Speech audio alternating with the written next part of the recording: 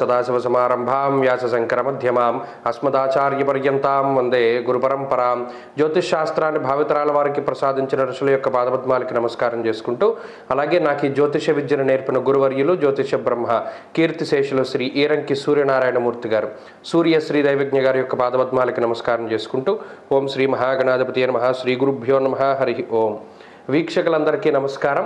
ధనురాశి వారికి ఈ వారం సానుకూలమైనటువంటి గ్రహ సంపత్తి గోచరిస్తూ ఉన్నది. ఈ పంచగ్రహ కూటమి ధనురాశి వారికి ఏ విధమైనటువంటి ఇబ్బందిని కలగజేయదు. అయితే అర్ధాష్టమ రాహువు, అర్ధాష్టమ రవి కొంత నిలవరించేటువంటి ప్రయత్నం చేస్తారు. ప్రస్తుతం ఉన్నటువంటి పరిస్థితుల్లో శనేశ్వరుడు కానీ, కుజుడు కానీ, చతుర్థమందు ఉన్నటువంటి శుక్రబుధులు కానీ, గురుడు కానీ, ఈ వారం మధ్యలో యోగించేటువంటి చంద్రుడితో కలుపుకుంటే 6 గ్రహాల తాలూకు శుభ ఫలితాలు ఉన్నాయి. అయితే ఈ చతుర్థంలో ఉండేటువంటి రవి రాహువుల వల్లనే కొంత ఇబ్బందికరమైనటువంటి పరిస్థితులు, అది కూడా అంతఃక్లేశం గృహశ్చిద్రం సౌఖ్యహానిమ భోజనం అన్నది శాస్త్రం. అనగా దీనివల్ల ఏదైనా కొంత ప్రణాళికాబద్ధమైనటువంటి ప్రయాణాలు కానీ, లేదా కుటుంబ సభ్యులతో వేసుకున్నటువంటి తీర్థయాత్రలు, ఇటువంటి యాత్రలు ఏవైతే ఉన్నాయో అవి వాయిదా పడేటువంటి పరిస్థితులు కొద్దిగా ఎక్కువగా కనబడుతూ ఉన్నాయి. అంతేకాక ప్రీ ప్లాన్డ్గా మీరు బుక్ చేసుకున్నటువంటివి, ఆఖరికి అది సినిమా టికెట్లు అయినా సరే మీరు వాటిని అందుకోలేకపోతారు. ట్రైన్ జర్నీ కానీ, బస్సు జర్నీ కానీ, లేదా ఫ్లైట్లు కానీ, ఇలా ఏదైనా సరే ఆ ప్రయాణాల్లో ప్రయాణే విఘ్నమాప్నోతి చతుర్థే రవి సంయుతే అన్నది శాస్త్రం.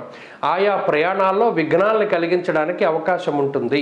అలాగే చతుర్థమందు రాహువు కూడా అంత అనుకూలించేటువంటి గ్రహం కాదు. ఆయన కూడా బంధువుల రీత్యా లేదా బంధుస్థానంలోనే ఉన్నారు కాబట్టి రకరకాలైనటువంటి ఇబ్బందులు బంధువులతో ఆయన కలగజేస్తూ ఉంటారు.